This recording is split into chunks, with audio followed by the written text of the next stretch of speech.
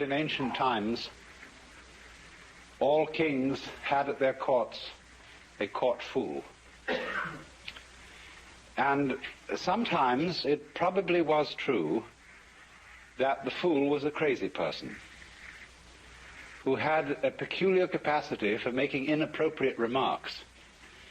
And there's something about inappropriate remarks that can be very funny. I remember as a child we used to play a game in which we had first of all a booklet with a story in it, but every now and then a word was left blank. And then you were given a pile of cards that were shuffled around the players, and in turn, as the story was read by one person, the players turned up whatever card they had and said the word.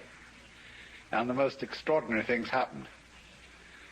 And in this way, of course, the person who could make inappropriate remarks at the right moment can sometimes bring the house down. But actually, as time went on, the function of the fool became more sophisticated than that. And he became a person whose function was not simply to make jokes and to be a funny man, but to remind the monarch of his humanity, so that he would never, never get too stuffy. You remember perhaps the lines in Richard II, where the king says, within the hollow crown that rounds the mortal temples of a king, keeps death his watch. And there the antic sits, the antic being the court fool. And there the antic sits, scoffing at his state and grinning at his pomp, allowing him a little time to monarchize, be feared, and kill with looks. And then at the last comes death, and with a little pin bores through his castle wall, and farewell, king. See, that was in a way the function of the fool.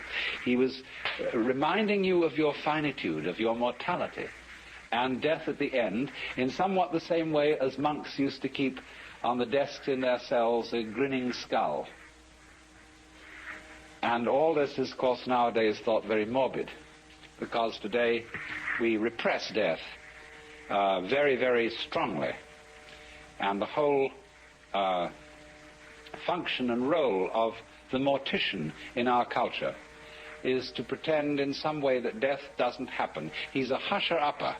He sweeps you under the carpet at considerable expense.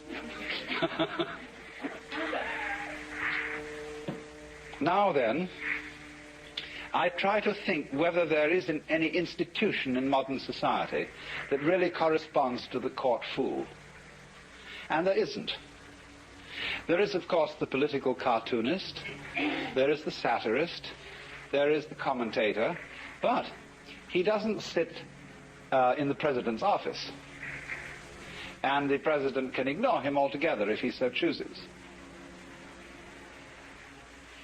We don't like, nowadays, anyone to suggest that our social institutions are not altogether serious. We can't stand it because we're much too insecure. And this is a very dangerous state of affairs. And so it really is high time that in many ways the institution of the fool was reintroduced. I want to point out a parallel to this. In some ways the fool, or the joker, and the monk have a parallel function. The monk is a person who abandons society. He is an outlaw, only he's an outlaw on the upper side instead of on the lower side. As the ordinary criminal is, as it were, below caste, the outlaw, in the sense of the monk, is above caste.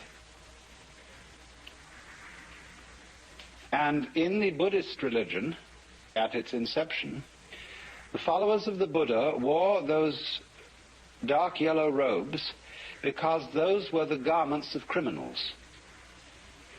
It's just as if today we were to take the kind of blue jeans they wear over in San Quentin and go around in those, or the old-fashioned striped things that were put on jailbirds. And so they took on the garments and external appearance of the lower outcast, but they were in fact respected as upper outcasts. But in modern society, it is very, very difficult to be in that position. For example, in such a true republic as France, every monk and priest is subject to military service. That is not true in the United States, nor is it true in England.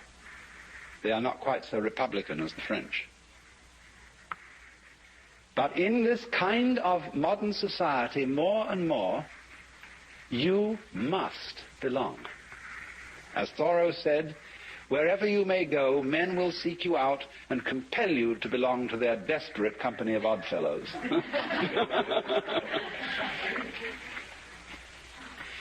And the monks that exist today, Catholic monks and Anglican monks, are really a little bit of a freak in our society. They represent, in other words, the opinions and the discipline of a particular sect. They are not really, they have no actual official and social recognition. Because, you see, our society cannot stand non-participation. It cannot stand really fundamental criticism. And so it's in a very, very weak state. I remember as a boy in London going often to Hyde Park Corner and listening to people orate against anything they wanted to orate against. They could criticize and vilify even the most sacred institutions, and the police would stand by and pay no attention, sort of lean against the lamppost and let it all go on. And that's because the people as a whole in those days had a tremendous sense of security. They knew they were right, and therefore there's no point stopping anybody from criticizing them. But when you're not sure you're right, you have to stifle criticism completely. And the worst kind of criticism is the person who pokes fun.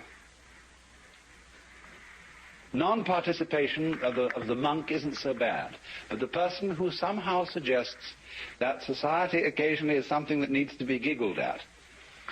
You see, this is the whole position. The joker doesn't outrightly deride things. He's not a slapstick comedian. He gives people the giggles about things that they thought were terribly sacred. And that is extremely demoralizing. So, in our day and age, you see, you must belong.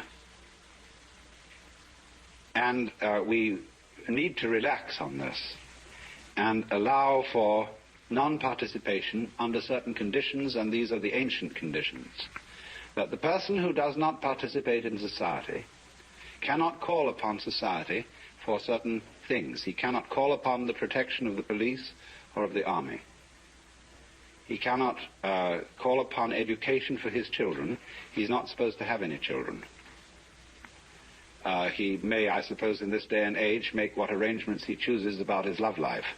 But he mustn't be the head of a family, and he mustn't feel entitled to the protection and support of the community.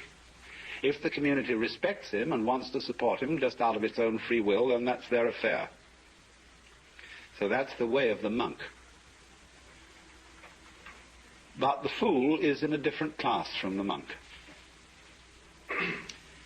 And to understand his role fully, we have to go into a number of preliminary things, the most important of which is to understand the nature of a social institution.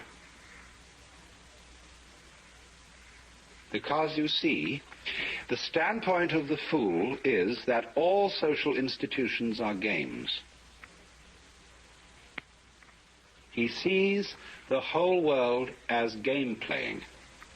And that's why when people take their games seriously and put on stern and pious expressions, the fool gets the giggles, because he knows it's all a game. Now, when I say that he sees everything as a game, this does not mean mere game. Hamlet, although it's a play, is not mere entertainment. Or when you go to listen to a great orchestra, it is playing music indeed. But you are not seeing something purely frivolous. The idea of game basically is this, that the nature of the world is musical. That is to say, it is doing all these forms of trees and stars and people and all their complexities just to do them. It has no purpose beyond doing it. And in exactly the same way, in music, music has no destination.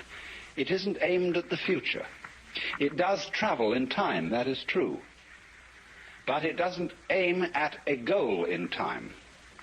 The point of music is every phrase as it unfolds itself, and as you perceive the relationship of those phrases to earlier and later phrases. But music itself is dance. It's dancing with sound, and likewise in the art of dancing, you are not traveling. You are not aiming at a particular place. You are dancing to dance. And so what you might call the musical or game theory of the world is that everything that is happening is its own point. It's true that things do develop. For example, the seed develops into the tree. And you might say, from one point of view then, that the point of the seed is the tree. That's the purpose of the seed. But that doesn't really hold up, because then the tree goes and has seeds again. And so you might say then that the purpose of the tree is the seed. Which is which? The whole thing is one process, you see. They really aren't parts. The seed isn't one event and the tree another. It's all one long continuous event, going on and on, just for the sake of going on and on. Now, of course, you can read purpose in it in another way. That is to say that a tree is only possible in a certain kind of environment. There have to be, for there to be trees, there has to be a certain kind of temperature, a certain kind of atmosphere, and there have to be insects, and there have to be bacteria in the soil, and there have to be weeds, there have to be birds. All kinds of things are necessary if trees are to live. So you could say this is symbiosis, that the tree lives to look after the birds and provide them with perches, that the birds live to eat the worms which might destroy the roots of the tree, and so everybody lives to support everybody else. Well, the word to, or in order to, is not quite correct. It's a little clumsy. What we should see rather than that is that the whole relationship of trees and birds and worms and bees and so on is a network. And every aspect of the network, you might say every part of it, depends for its existence on every other part. That means, you see, that the network as a whole is a single organism. Just as in your own physical body, and you call yourselves a single organism, there are billions of creatures of very different kinds. And they're all running around inside your bloodstream and doing their stuff. They're having battles, love affairs, all kinds of things. And this huge variety of stuff going on constitutes your life as an individual. And so in turn, you are some kind of a little wiggle in some other sort of stream which constitutes a larger organism yet. And but really and truly, this tremendous network doesn't have any separate parts. It's not like a machine. A machine is a lot of separate parts that are put together. Whereas this is different. The parts of this machine, of this network, don't come into it from outside. I mean, when you drive your car up to the shop and you want a new carburetor or something, they pull the old one out and they take another one off the shelf and jam it in. So it comes off the shelf into the car. But in this network of life that we live in, things don't come in from outside. Everything that comes into it comes from inside, which is a giveaway that the whole thing is really one process, and it's all a game, because in the sense that it has no other object than doing what it's doing. That's the fun of it. But it plays, you see, parts. It varies itself. And in playing always involves a certain element of make-believe, that is to say illusion, and the word illusion is from the Latin ludere, to play. It involves the illusion of the parts being separate. And so then, there are these variety of games: the tree game, the beetle game, the butterfly game, the bird game, the cat game, the people game, the human game. And if you will look on all these things as differentiated in the same way as chess and backgammon and football and hockey and polo, or as rumba, waltz, twist, minuet, or again as concerto, partita, fugue, sonata, you will begin to see that it's a perfectly reasonable attitude to look at the world as a game system. Now, you see, we're looking at the fundamental games of what we call physical and biological entities or events. But over and above those, we have the social institutions, the subdivisions of the human game. Now then, the social institution is of many kinds.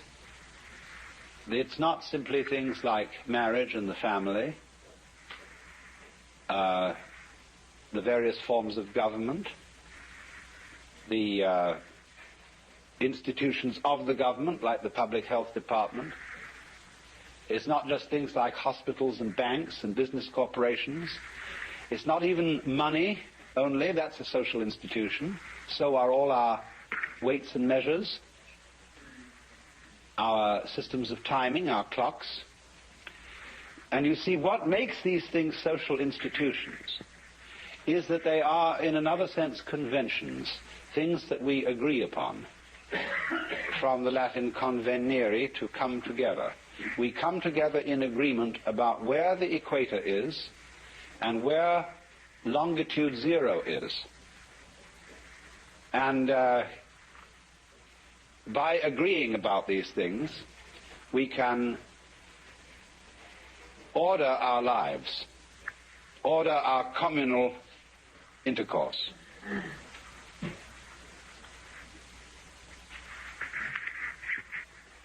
I have sometimes mentioned the Buddhist well, they're mainly Buddhist divinities who you see guarding temple gates.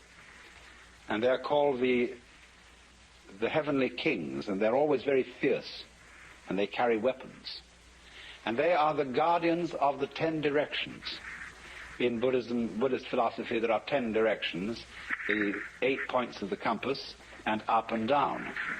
And it's terribly important to keep the 10 directions clear, because if I am not clear about it, I could never meet you at the corner of 5th Avenue and 42nd Street.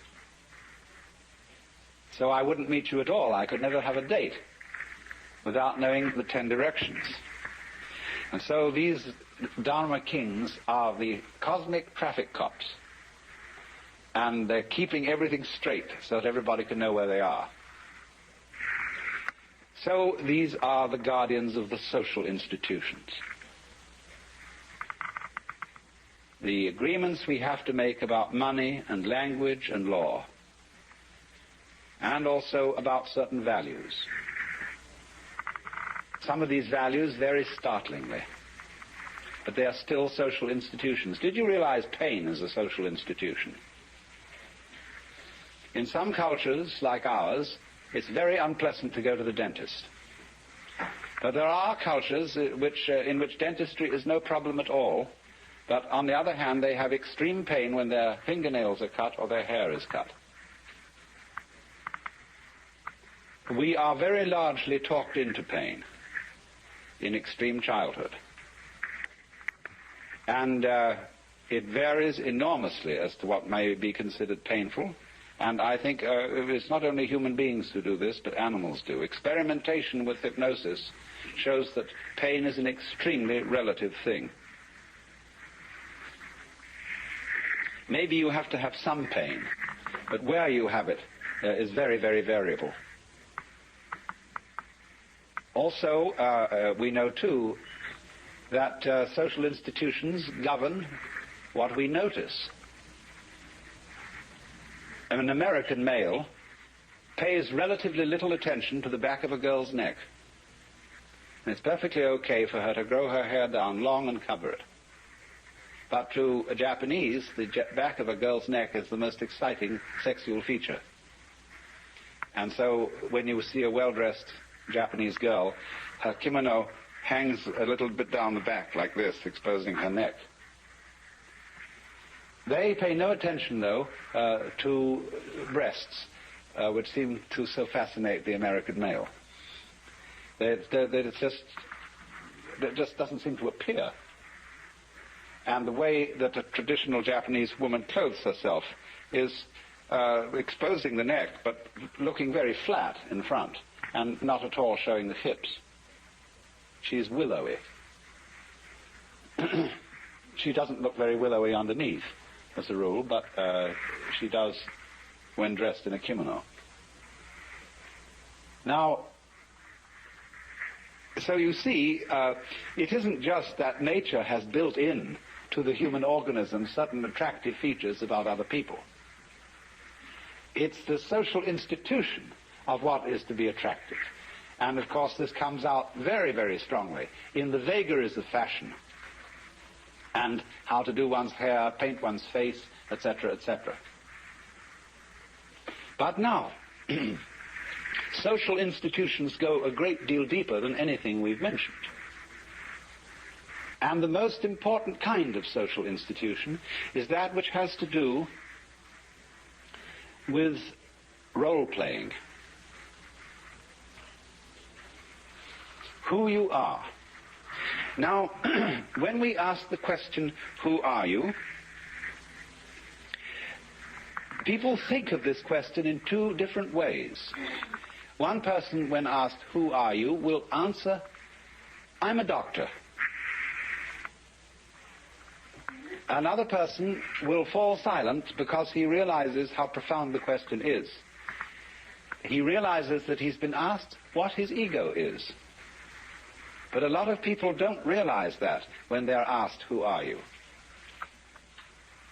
I have noticed just a little bit of difficulty in my investigations of discussing identity with people, that they fix on their role and use that to describe their identity. Their name, their family, their place in society, what they do, what their hobbies are, and so on. All these are roles. And then also there is the role of character playing. All people are more or less taught to act. We are all hams from the beginning.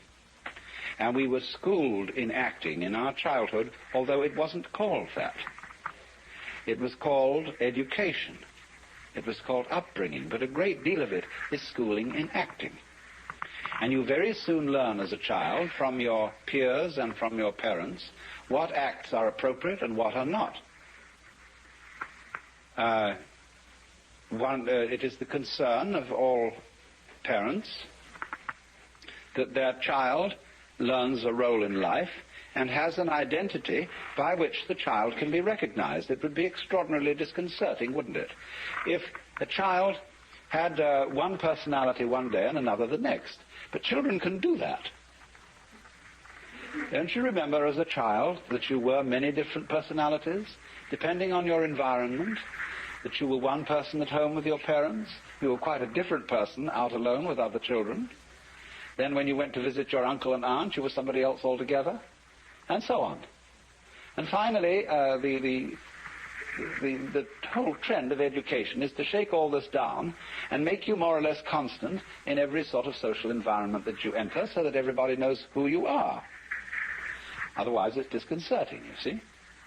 So we are made to believe that we have a real self.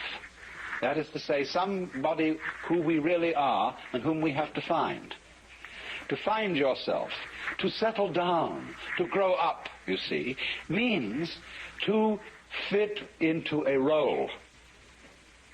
And there are a lot of people, you see, who are troubled in our society and who seem to be misfits and are terribly unhappy because they just can't find the role that they're supposed to fit. They don't know who they are. There is an inner pandemonium and conflict. But it's obvious, isn't it, that the role you play is a social institution. Because you can't be an object to your own consciousness, at least not in the ordinary way. You are a subject from your own point of view, and you can only become an object to the extent that you adopt the attitudes that other people take towards you. Other people, from the beginning of life, are mirrors, and by the way they respond to you, you begin to learn what they think of you, and therefore who you are. We all tell each other who we are. And so the role we play, the identity that we have in that sense, is a social institution. But going further, there is the ego itself. And there is this feeling that inside us there is an I center which receives experience and directs action. And this is the inmost myself. And we have all, of course, been taught in this day and age that if this is not our soul, it is a function of our body, it is a chemical sort of efflorescence of the brain, the feeling of I. Now, as I have told many of you before in various ways, this sensation of being a separate I, cut off from all other I's, is an illusion. It's a pure hallucination, because that is not the way we are functioning physically. We are functioning physically not as separate entities, but as beings that live in such a close relationship with everything else that there really is no way of dividing us from it. And so you see the mystic, in all times and places, discovers the illusory nature of this ego and realizes with a glorious shock that the true I myself, the thing that one really is fundamentally, is the entire game, the works. Some people call it God, or Brahman, or the Tao, or whatever you want. The name doesn't make the slightest difference. Anyway, that fundamentally what you are is the which than which there is no whicher. And so relax, don't worry.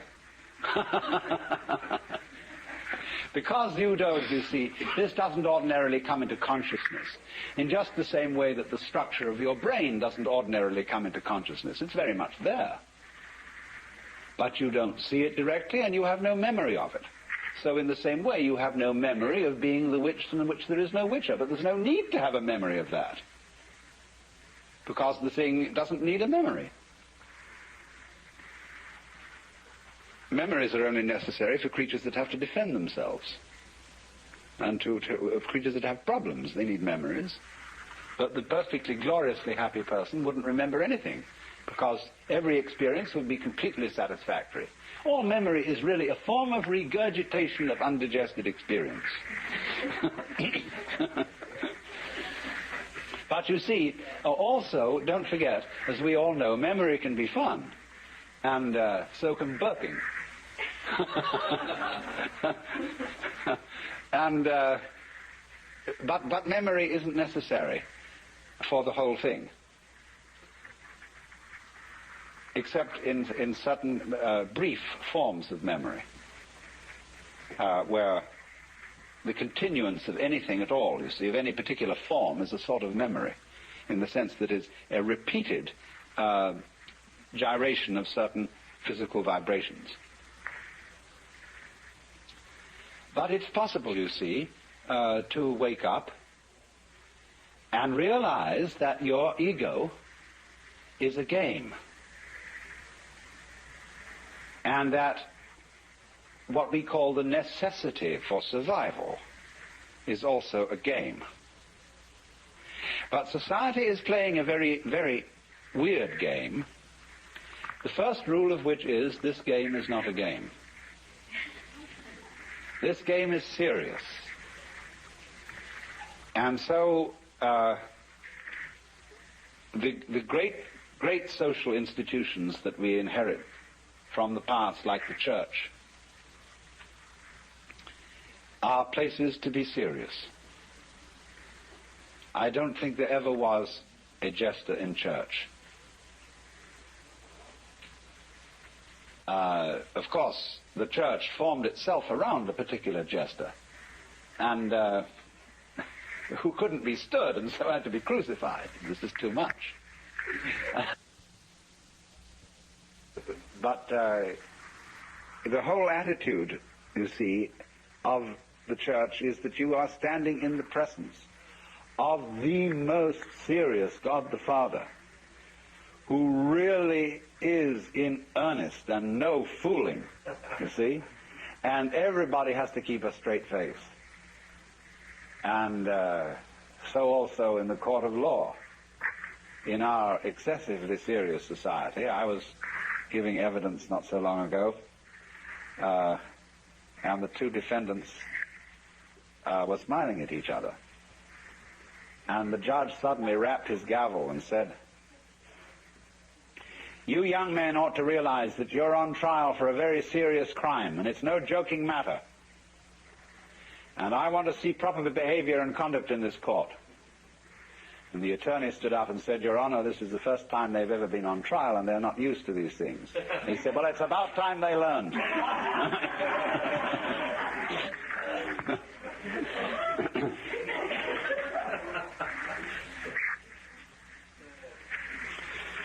So you see,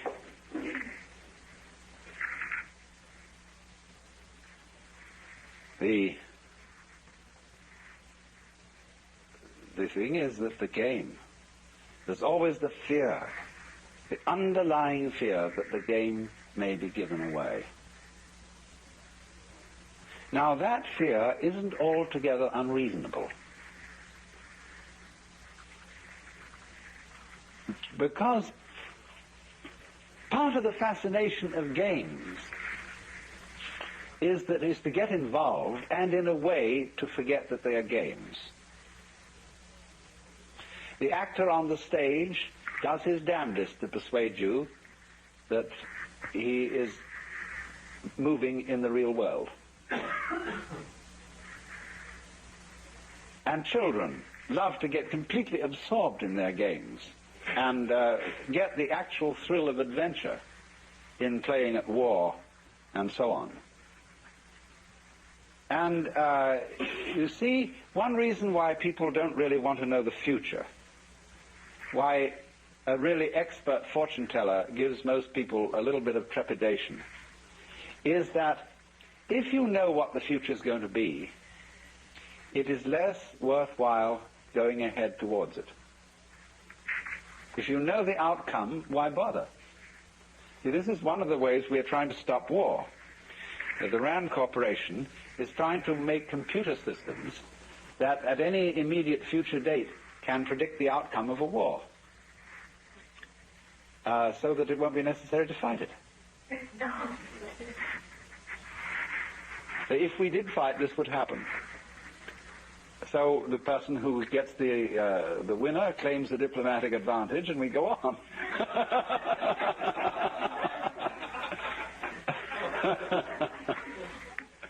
So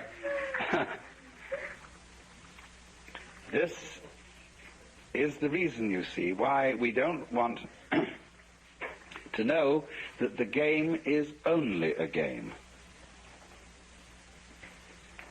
Now, if we can make believe that the game is real, whatever that means, we are not really very clear about that. But somehow we know what it means in our bones if we don't know very well in our heads what is for real. And we're always testing things out. What is for real? But when the whole world game becomes too real and people become too earnest, it's highly necessary to play a new game, which is the game of game against non-game. As how far can you get away with giving the show away about the game? Nobody really wants to go the whole hog until you're ready for final nirvana. You know, then you give the show away so far as you're concerned. And that's it. But in the meantime, the fascination of seeing how to put together knowing it's a game and still playing it. And doing this is what in Mahayana Buddhism is called being a bodhisattva. A bodhisattva is a person who doesn't give his show away completely. He doesn't simply release his consciousness from playing the human game. He is released and yet still in it. He knows the human game is a game, but he goes on playing it with considerable gusto. And his gusto derives in a great deal from the fact of knowing it's a game. You see, you can do that. And it's one of the peculiar properties of self-consciousness to be able to know it's a game and yet enjoy doing it. It's like being happy and knowing you're happy.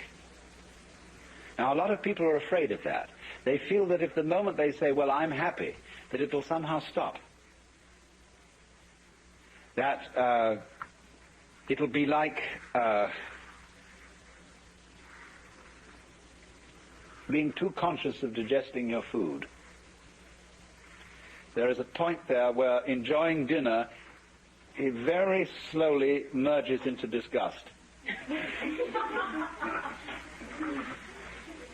But it needn't be like that. The real gourmet never gets into that bind. And so in the same way, the doing something, being happy and knowing that you're happy, has about it a certain quality of what I would call resonance. For example, if I talk in a room which is completely soundproofed, it's terrible. I can't stand it. There's no resonance. No little tiny echo. I feel I'm talking into the proverbial wet blanket. But if there's a little resonance, if there's a feedback, you see, that makes the thing go vibrate a bit more than it ordinarily would, so one gets feedback from an audience. And it's much easier to talk to an audience than it is to a microphone, because there's feedback. And so consciousness is feedback. So for that reason, your voice sounds better when you're singing in the bathtub than it does when you're singing out in an open room, because you get resonance. And so we put resonators, like say a guitar or a violin has a sounding box in it. That's a resonator to make it echo a bit. And so great churches at one time was, or still are, built by acoustic experts. So concert halls, to give them the proper resonance. But when resonance gets too much, it starts chattering. It gets a system of echoes set up. And some of the old cathedrals, which weren't built with acoustical knowledge, you can hear the echoes of a choir going on forever and ever and ever. It sounds very marvelous from a certain point of view, but it's not from a musical point of view. It's a kind of it's more sentimental. And we used even to be taught to sing in church with an echo technique in the voice. So that even if you weren't in a great cathedral with its echoes, you'd slightly sound as if you were. Isn't that trickery for you? That's real showbiz. So, to play the game and to know it's a game can be quite fascinating. And not really giving the show away, but giving it away enough somehow. And that, you see, is the joker's function. So, what he is doing then is he is in a point of view where he sees all that is going on as a game.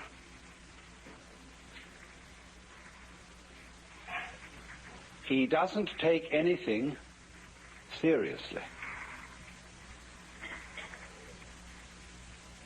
But don't forget that that doesn't mean that he is simply shallow and frivolous. Because, for example, if somebody were to say to me, "I love you," and I turned to them and said, "Are you serious?"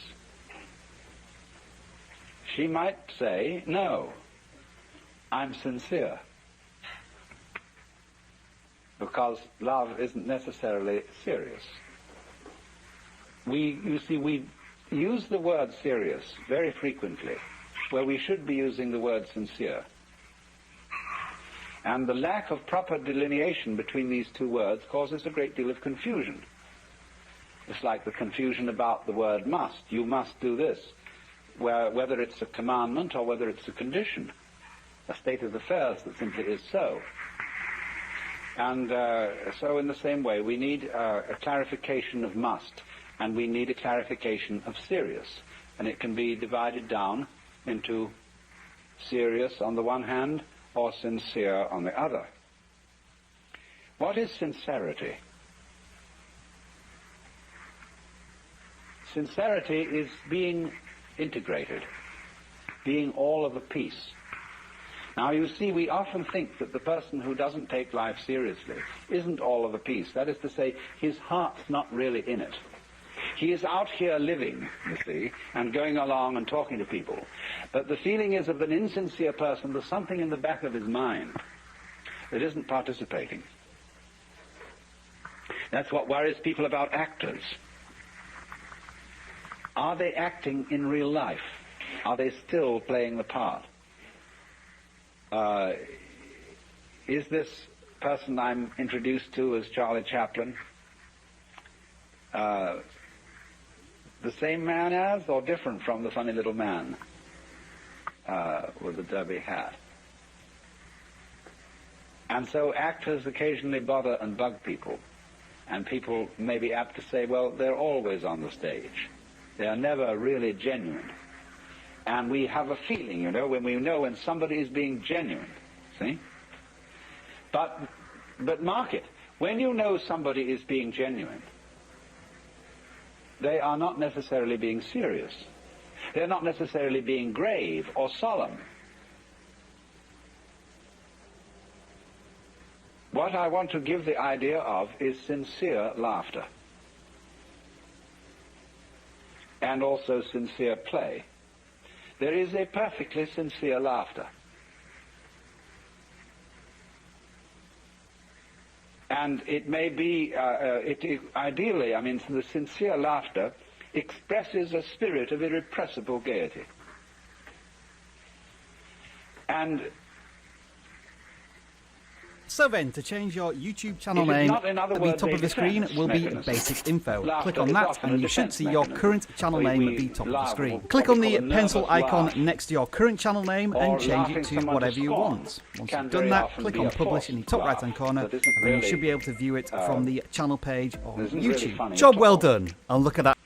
But the real laugh is, of course, the resolution of anxiety. The anxiety is serious.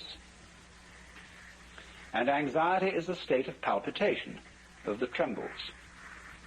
Anxiety comes upon us when we cannot decide which way to go, or which way things are.